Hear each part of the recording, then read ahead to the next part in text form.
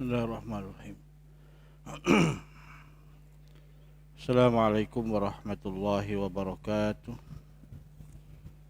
Kita mulakan dengan umul kitab Al-Fatihah. A'udzubillahi minasyaitonirrajim. Bismillahirrahmanirrahim. Alhamdulillahirabbil alamin. Arrahmanirrahim. Maliki yaumiddin. Iyyaka na'budu wa iyyaka nasta'in. Ihdinas siratal mustaqim.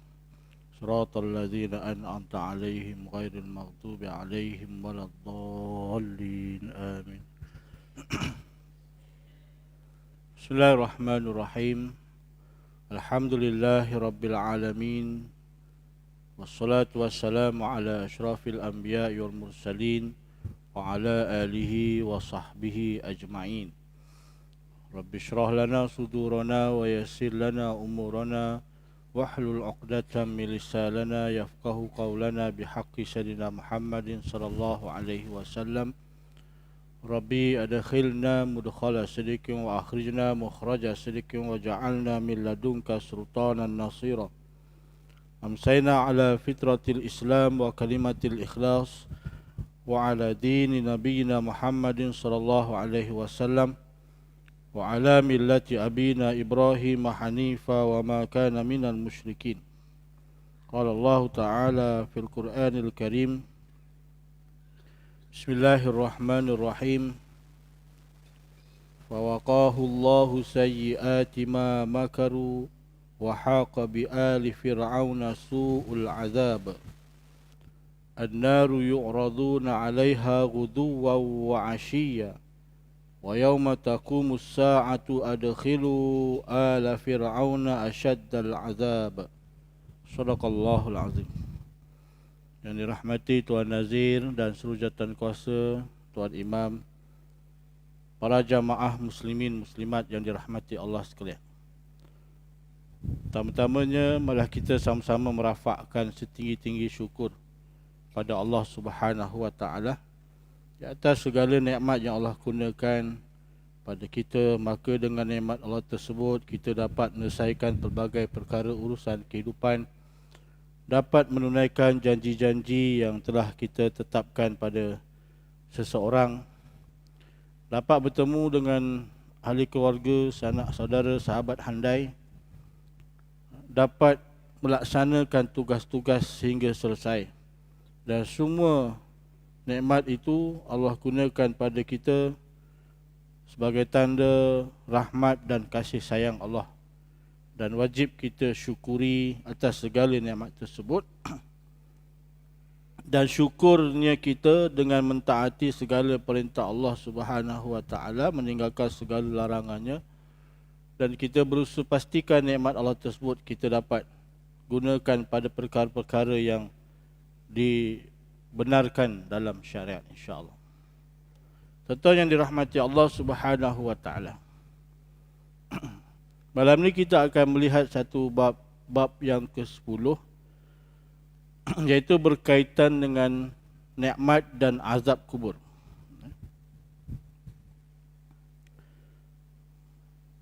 Tuan-tuan yang dirahmati Allah, ada dua dalil untuk menyatakan bahawa nikmat dan azab kubur itu berlaku dan wujud.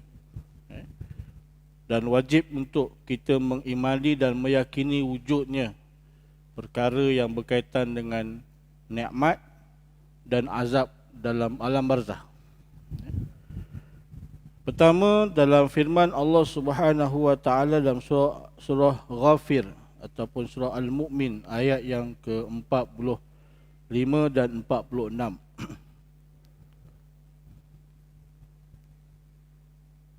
A'udzubillahi minasyaitonirrajim. Bismillahirrahmanirrahim. Fawaqahu Allahu sayyiati ma makaru wa haqa bi ali fir'auna su'ul azab. Dan dengan keikhlasannya dan penyerahan dirinya kepada Allah, maka ia diselamatkan oleh Allah dari angkara tipu daya mereka. Dan Fir'aun bersama-sama kaumnya ditimpa azab seksa yang seburuk-buruknya. An-naru yu'raduna 'alaiha ghuduwwan wa 'ashiyya Wa yauma taqumu sa'atu adkhilu ala fir'auna asyaddal azab. Mereka, yakni Fir'aun dan pengikutnya, didedahkan kepada bahang api neraka pada waktu pagi dan petang semasa mereka berada dalam alam barzah.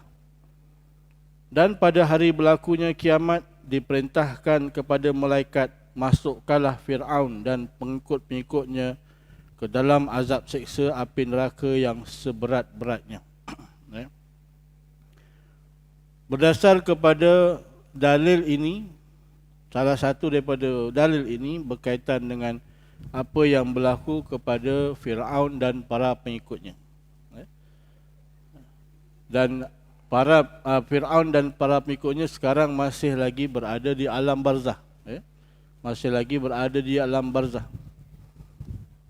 Dan Allah rakamkan dalam Al-Quran bahawa Fir'aun dan para pengikutnya berada di alam barzah pagi dan petang. Setiap pagi dan petang bahang api neraka telah didedahkan kepadanya. Dan nanti pada hari kiamat Allah perintahkan pada malaikat supaya masukkanlah Fir'aun dan pengikutnya dalam azab seksa api neraka yang seberat-beratnya. Jadi tuan-tuan yang dirahmati Allah Subhanahu wa taala, itu yang pertama. Menunjukkan bahawa di alam barzakh ada yang disebut sebagai azab. Disebut sebagai siksaan kepada ahli yang berada di alam barzakh. Baik. Yang kedua, sabda Nabi SAW, "Idza mata ahadukum fa innahu yu'radu alaihi maq'aduhu bil ghadati wal 'ashi. Fa in kana min ahli jannah fa min ahli jannah wa in kana min ahli nar fa min ahli nar." Syukran jazilan. Jika seseorang meninggal dunia, akan diperlihatkan tempat yang akan didudukinya pada setiap pagi dan petang. Jika dia seorang ahli syurga, maka akan diperlihatkan syurga. Dan jika dia seorang ahli neraka, akan diperlihatkan neraka. Ini dalil yang kedua daripada hadis Nabi SAW. Tadi tentang Quran, yang keduanya hadis. Menguatkan lagi bahawa di alam barzakh ada yang disebut sebagai nikmat dan ada yang disebut sebagai azab. Nanti kita ketika di alam barzakh, kita akan dinampakkan tempat yang bakal kita duduk di akhirat. Bagi ahli syurga, dia akan dinampakkan syurga yang bakal didudukinya. Sebab itu dalam hadis yang sebelum ni pernah kita baca, orang yang ahli syurga, orang yang beriman ni, yang diredai oleh Allah Ta'ala ni, bila nampak syurga yang bakal dia duduk, dia berdoa, "Ya Allah, segerakan kiamat. Segerakan kiamat. Aku tak sabar nak pergi ke syurga." Itu doa orang yang beriman. Manakala bagi orang kafir, dia akan dinampakkan neraka yang bakal didudukinya. Dinampakkan neraka dengan menggelegaknya api, bahangnya. Macam ayat Quran sebutkan, Fir'aun ni bahang neraka dah masuk dalam alam barzah dia, dah terasa. Yang sebelum ni kita sebut barzah ni apa dia? Alam yang berada di antara dunia dan akhirat, di tengah-tengah. Jadi yang berada di alam barzah, dia dapat nikmat juga dunia. Apa yang orang yang masih hidup, apa amalan yang masih hidup, pahalanya juga dia akan dapat.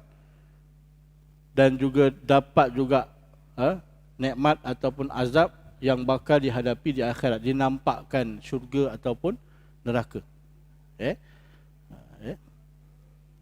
Malah lebih hebat bagi orang yang mati syahid. Bagi orang yang beriman, yang diredai oleh Allah Ta'ala, syurga dia dah nampak dah bakal dia duduk. Tapi orang yang mati syahid, tuan-tuan, dalam hadis Nabi, rohnya akan diletakkan di dalam badan seekor burung dan dibawa terbang masuk ke dalam syurga. Daripada hari pertama di alam barzah sampailah hari kiamat. Dia bukan sekadar nampak syurga yang bakal diduduk, malah rohnya itu akan diterbangkan masuk ke dalam syurga. Pergi mana yang dia suka nak pergi dalam syurga tu. Kecuali dia tak boleh makan lagi, belum boleh minum lagi syurga. Apa yang ada di syurga, tak boleh lagi sentuh bidadari dan sebagainya. Tapi dia boleh masuk dan terbang. Masuk ke dalam syurga, tengok keindahan syurga yang bakal dia duduk. Itu kelebihan orang yang mati syahid. Sebab itu tuan-tuan yang dirahmati Allah, saudara kita di Palestin, di Gaza sana ialah satu kaum, satu bangsa yang amat memahami makna syahid dan juga jihad. Sebab itu mereka tak kisah rumah roboh, hilang anak bini, hilang isteri, hilang, meninggal, sebagainya. Mereka tak kisah, mereka tetap untuk duduk di situ. Kerana apa? Kerana kalau mereka keluar pun, sama ada dia keluar daripada bumi Palestin ataupun kekal dalam bumi Palestin, mereka akan mati juga. Sama ada kita duduk kat rumah ataupun kita di luar rumah pun akan mati juga. Akhirnya dalam kitaran hidup manusia, dia akan bertemu dengan satu titik yang sama, iaitulah semua akan mati. Jadi kalau semua akan mati, lebih baik mati dalam perjuangan. Mati dalam syahid, dalam mempertahankan negara. Sebab tu mereka tak kisah. Tak ambil kisah tentang segala apa yang berlaku. Mereka tetap bertahan. Kerana apa tuan-tuan? Kerana mereka tahu kalau mereka kekal di sini, Allah akan berikan dua kemenangan. Kemenangan yang pertama, sekiranya mereka terkorban, Allah sebutkan dalam Al-Quran, yaghfir lakum dzunubakum. Allah akan ampunkan dosa-dosa kamu. Tuan-tuan, kita nanti bertemu dengan Allah Ta'ala, pasti kita akan bawa dosa-dosa kita. Kita bukan Nabi dan Rasul yang maksum. Pasti ada dosa-dosa yang kita lakukan, yang kita bawa menghadap Allah Subhanahu Wa Ta'ala. Nak selamat daripada dosa ni tuan-tuan, kalau tak selamat, kalau dosa ni tidak diampunkan oleh Allah Ta'ala, maknanya masuk dalam neraka. Masuk dalam neraka. Neraka ni api tuan-tuan. Berdiri atas api, duduk atas api, baring atas api, makan makanan api, semuanya api. Setiap saat tidak akan berhenti, tidak ada rehat. Dibakar satu hari bersama 50,000 tahun. Kalau dosa itu tidak diampunkan oleh Allah Ta'ala. Maka di antara cara untuk mendapat keampunan Allah Ta'ala ialah mati syahid.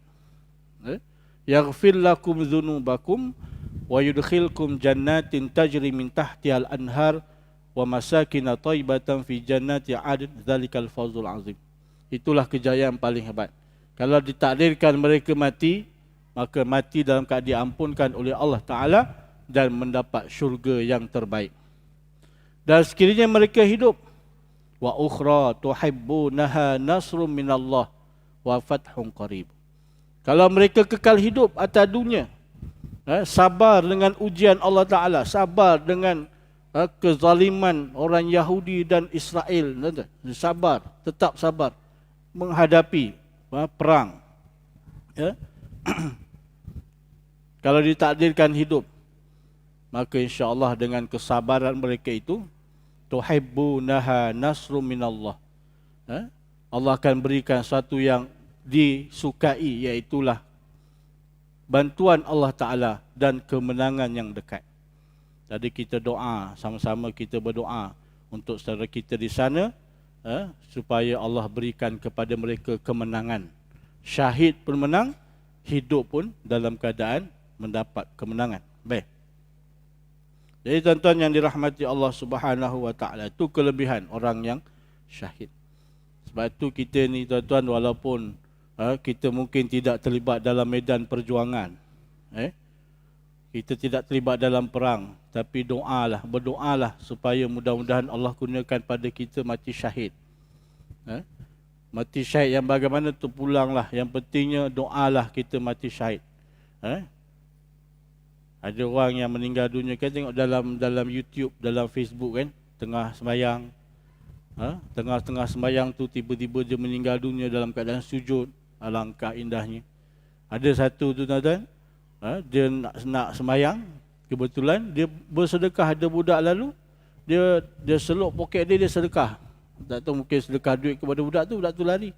Kemudian dia tengah nak takbiratul ihram, Allahu Akbar, terus tumbang. Maknanya yang Nabi sebutkan kullu maitin yahtamu fi a'malihim. Kullu maitin yahtamu ala a'malihim. Setiap orang yang mati akan ditutup dengan amalan yang terakhir. Dia mengakhiri hidupnya dengan amal soleh. Gitu. Pengalaman saya ketika bertugas, diberi amanah tugas di Mesir.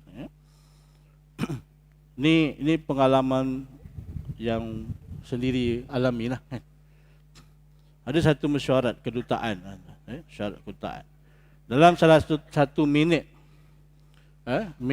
mesyuarat tu, kerajaan Malaysia bercadang untuk membeli tanah kubur yang baru. Kerana tanah kubur yang ada untuk rakyat Malaysia ni tidak dapat nak menampung jumlah ramai. Ramai ke tak ramai, wallahualam. Tapi ada satu persoalan. Kenapa perlu kerajaan Malaysia beli tanah kubur yang baru?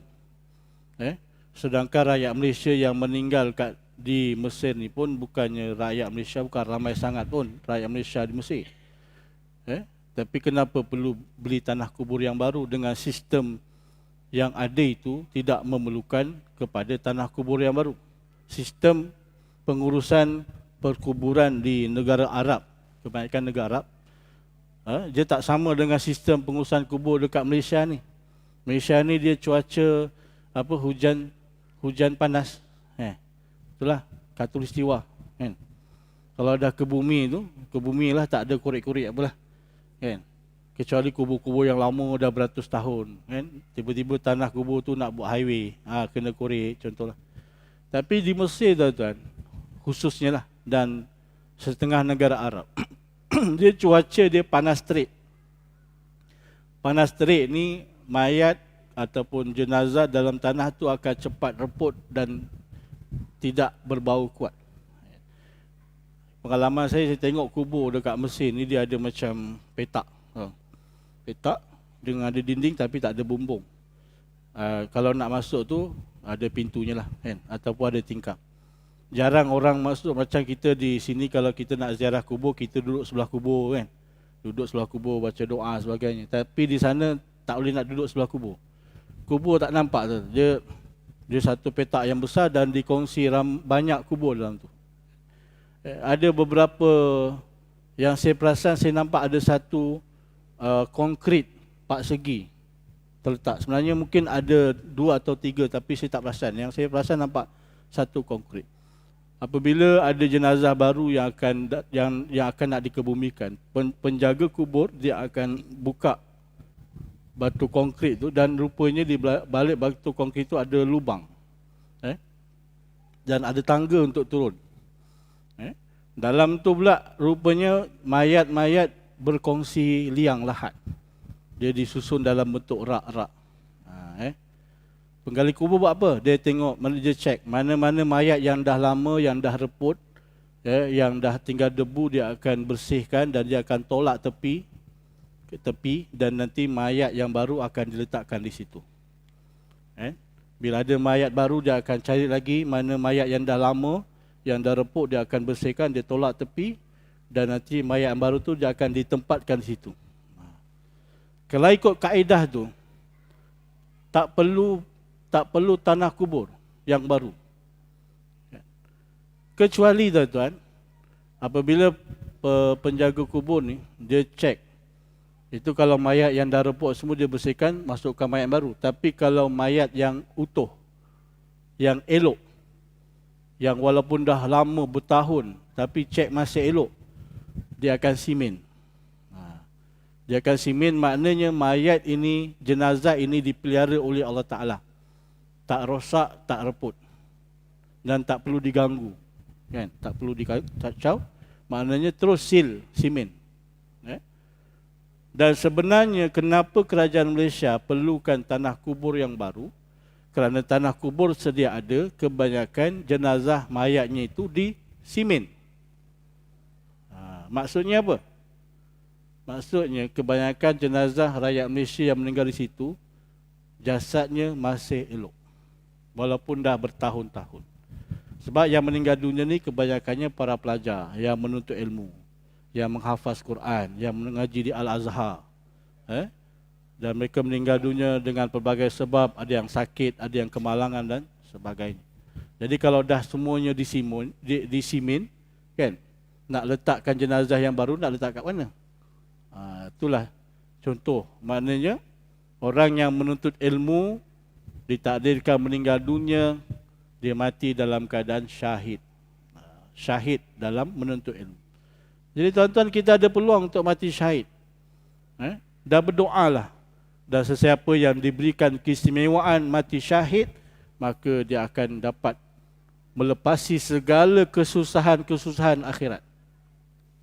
Di waktu orang lain di padang mahsyar lapar yang amat sangat, dahaga yang amat sangat, matahari didekatkan 1 mil pada dia, tidak berpakaian, tapi orang yang mati syahid ini diletakkan bersama dengan 7 golongan orang yang dinaungi oleh Allah Ta'ala.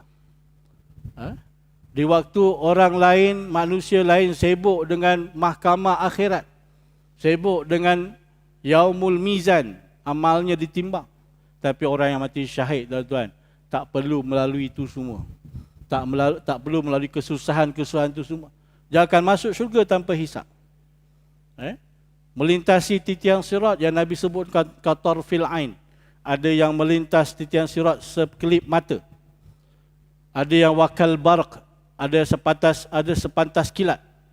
Wakal rih, ada yang sepantas angin yang laju, ribut. Wakal ajawidil khail, ada yang sepantas kuda berlari. Warikab, ada yang sepantas unta. Kepantasan selamat meniti titian sirat ni bergantung kepada iman dan takwa. Dari antaranya orang yang mati syahid. Sebab itu para sahabat, mereka sentiasa mencari peluang untuk pergi berjihad, berperang. Kerana mereka nak mengejar syahid untuk dapat redha Allah Ta'ala dan selamat daripada segala kesusahan akhirat. Baik, tuan-tuan yang dirahmati Allah SWT. Hakikat azab kubur. Mereka yang mengingkari azab kubur tidak memiliki hujah selain hanya kata-kata saja. Apa kata dia? Antaranya, kami sering menggali kubur yang telah lama, namun kami tidak pernah melihat mayat disiksa dalam kubur. Orang yang tak percaya dengan peristiwa azab kubur ataupun nikmat kubur ni, tuan-tuan, dia tidak boleh nak bagi dalil hujah dia, melainkan hanya kata-kata yang dia nampak pada zahir.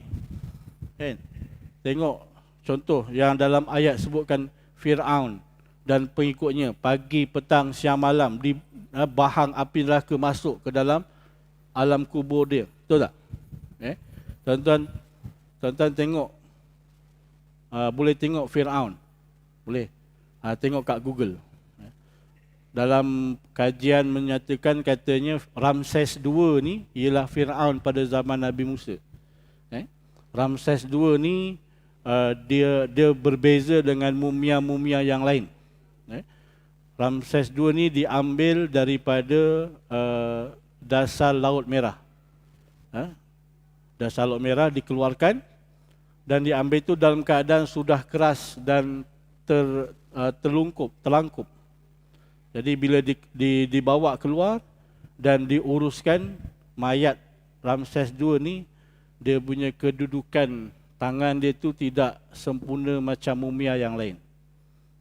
Dan kalau tengok dekat Google, mumia-mumia kan tangannya kan elok je kan. Tapi Ramses II ni dia tidak rapat ke dada. Sebab dia dah diambil dalam keadaan bukan daripada awal mati tu dah diuruskan, tapi masa diambil tu dah dia berada dalam laut. Dan buktinya dia ni diambil daripada laut kerana bila ada saintis Perancis tu pun dia masuk Islam. Bila dibuat operation, dibedah isi dalam badan Ramses II ni ada banyak pasir laut. Yang didapati pasir tu sama dengan pasir yang ada di Laut Merah. Maka menguatkan hujah bahawa Ramses II ni ialah Firaun zaman Nabi Musa. Firaun ni orang kata mungkin macam gelaran, kan? Macam dinasti lah, kan? Macam kesultanan macam itulah, kan? Itu yang P.Ramlee kata Sultan Firaun tu, kan? Mana Firaun pakai sultan? Macam dinasti lah. Baik. Tuan-tuan kalau tengok gambar dalam Google Firaun tu, kan, dia sekarang mumia tu berada dalam Muzium Kahirah Mesir. Dipamerkan. Nak tengok kena bayar. Bayar mahal, dolar. Pakai dolar je, tak pakai duit Mesir, pakai dolar. Kalau tengok pada mayat Ramses II tu, dia muka dia macam tenang je. Macam tenang je muka dia. Tapi dalam Quran sebutkan, dalam alam barzah dia diseksa. Tapi kalau tengok pada zahirnya nampak tenang. Sebab tu kita tak boleh menilai perkara berkaitan alam barzah ni pada mata zahir kita. Mata kita ni terhad. Mata kita ni kemampuan terhad, tak boleh nampak. Tak boleh nampak apa yang berlaku di sebalik. Kan dalam Nabi sebut ketika nanti sakaratul maut ada beberapa perkara yang sebelum ni kita tak nampak tapi akan dinampakkan apabila badan kita keluar dalam bentuk roh. Yang selama ni kita tak nampak, kita hanya dengar, tapi hari itu kita akan nampak. Yang pertamanya, amal-amal dan dosa kita. Amal-amal dan dosa yang kita kumpulkan apabila roh sampai ke halkum, kita akan dinampakkan berapa banyak pahala dan dosa yang kita ada.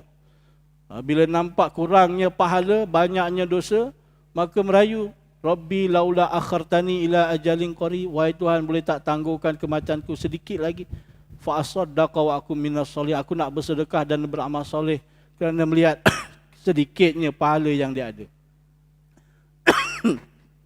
Yang keduanya, kita akan nampak rupa malaikatul maut dengan wajah yang sebenar. Yang ketiganya, kita akan nampak malaikat Raqib dan Atid dengan wajah yang sebenar. Dan yang keempatnya, kita akan nampak diri kita yang sebenar dalam bentuk roh. Itu yang berlaku. Dalam beberapa hadis Nabi sebutkan tentang apa benda yang selama ni kita tak nampak, kita hanya dengar, hanya diberikan peringatan tazkirah, tapi sampai satu masa kita akan nampak. Macam tu juga dengan apa yang kita lihat pada zahir Firaun. Pada zahirnya kita nampak macam tak ada seksa, kan? Tapi hakikatnya dalam Al-Quran Allah beritahu dia dan pengikut-pengikutnya. Tuan-tuan tengoklah mumia-mumia lain pengikut-pengikut Firaun pun sebenarnya mereka di alam barzah, mereka menghadapi siksaan dalam kubur. Cuma tidak dinampakkan pada zahir. Betul tak? Ambil contoh yang lain lah. Kita tak pergi jauh tentang alam barzah, kita pergi ke alam sekitar kita. Kadang-kadang bila Allah nak bagi sesuatu, kita sambung lepas Isyak. A'udzubillahi minasyaitonirrajim. Bismillahirrahmanirrahim. Subhanallah walhamdulillah wa la ilaha illallah wallahu akbar. ولا حول ولا قوة إلا بالله العلي العظيم اللهم صل على سيدنا محمد الله يا كريم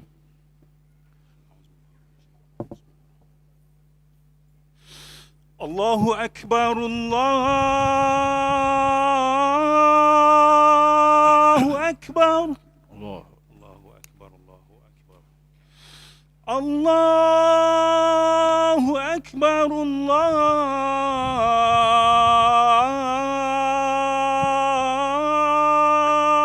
الله أكبر الله أكبر أشهد أن لا إله إلا الله أشهد أن لا إله إلا الله.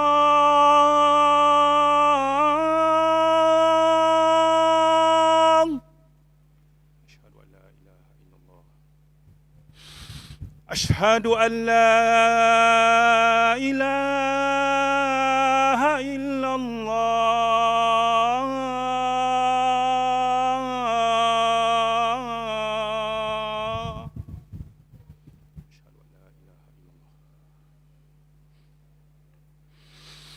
أشهد أن محمدا رسول الله.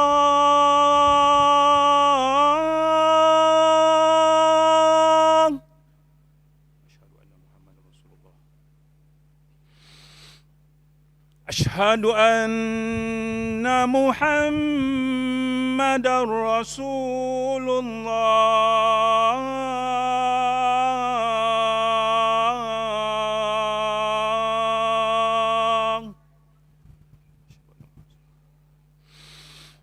حي على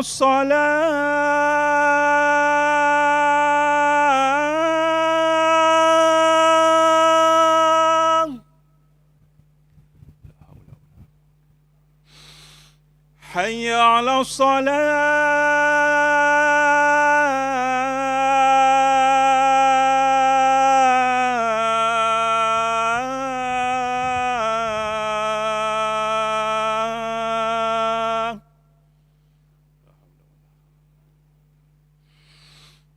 حي على الفلاح.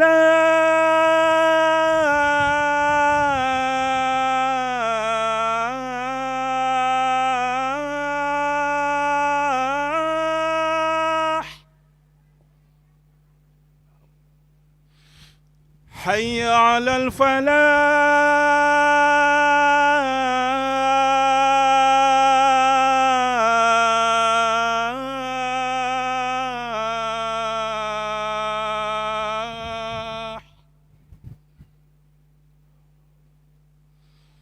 الله أكبر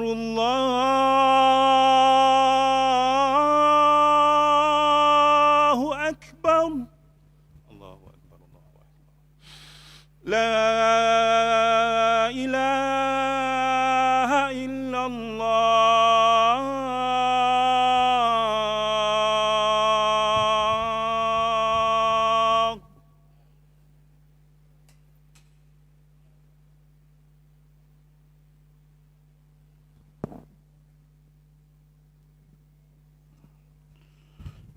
Baik tuan-tuan, akhirnya sebelum saya tutup, kita ambil perumpamaan macam tidur.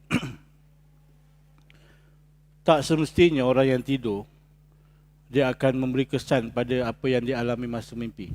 Ada orang tidur tenang je kan, tapi sebenarnya dia mimpi itu mimpi yang buruk mungkin. Tapi ada juga orang yang tidur dengan mimpinya itu memberikan kesan pada fizikal dia. Betul tak? Pengalaman kita sendiri kan. Contohlah kita ada anak 3 orang, tidur atas katil. Tiga-tiga tidur dalam satu bilik atas katil. Yang A, Ali, dia tidur, dia mimpi kena kejar harimau. Punyalah takut sampai menggigau-gigau. Nangis. Rupanya kenapa ni? Kena kejar harimau dalam mimpi. B, Bakar kan. Dia mimpi makan ayam KFC kan. Dah 120 hari boykot, termimpi-mimpi lah kan ayam KFC. Dia mimpi makan ayam tu sampai dia kecap-kecap. Tahu kecap-kecap? Sedapnya. Dalam mimpi je. Tapi mimpinya itu membawa kepada zahir dia. Sampai terkecap mulutnya. Apa bahasa Melayu saya pun tak tahu kan. Yang C, dia mimpi jiblon. Tahu jiblon? Yang bukan Jawa tahu jiblon? Mandi terjun sungai, mandi. Kan? Punya seronok dia mandi terjun sungai tu sampai ngompol. Tahu ngompol? Yang Jawa ni, yang bukan Jawa tahu ngompol? Tahu kan? Ngompol. 3 orang, mimpi yang berbeza. dan dia ada kesan-kesan berbeza. Satu takut, ngigau, nangis. Yang keduanya kecap-kecap sebab mimpi makan ayam. Yang ketiganya ngompol sebab mandi sungai. Itu mimpi. Roh mimpi tidur ni gambaran kepada kematian kita sebenarnya. Roh kita keluar kan. Macam itulah gambaran tuan-tuan. Ada juga orang yang tidur tenang je tidur kan. Elok je tidur. Tak ada ngigau, tak ada nangis, tak ada apa. Tapi dia bermimpi. Oh punya mimpi pergi Amerika, terbang sana. Pergi makan ayam ke apa kan. Macam tu juga gambaran mimpi kepada apa yang berlaku kepada manusia yang telah meninggal dunia di alam barzah. Tak semestinya zahirnya itu, tak semestinya apa yang dialami di alam barzah itu ditunjukkan dalam bentuk zahir. Ada beberapa peristiwa yang Allah nak tunjukkan sebagai pengajaran pada kita. Kan? Contoh yang macam yang saya cerita di Mesir tu. Jasadnya elok. Ya, walaupun ada yang dah bertahun-tahun dalam kubur tapi elok disimin. Itu contoh. Ada kawan saya dia bawa umrah. Dia di perkuburan Baqi' itu ada satu jenazah rakyat Malaysia. Dia pencen RTM, kaki tangan RTM. Dia meninggal dunia ketika melakukan umrah.